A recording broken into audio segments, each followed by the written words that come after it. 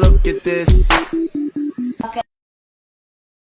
Ang atin lang po kasi is itama yung mali.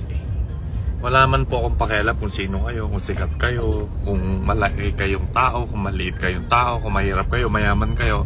Ang mali ay mali. Okay? So gusto lang po natin itama yan. Yun lang. Okay? Huwag kayo masyadong emosyonal. Huwag kayong mga tanga. Itinama lang po natin. Diba? Kung aapihin naman yung mga taong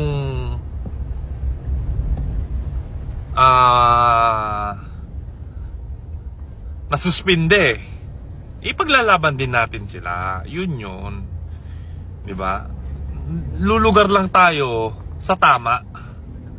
Huwag po kayo magalit, no hate. Okay, huwag kayo magalit. Magkaisa po tayo ngayong gabi at masaya itong gabi.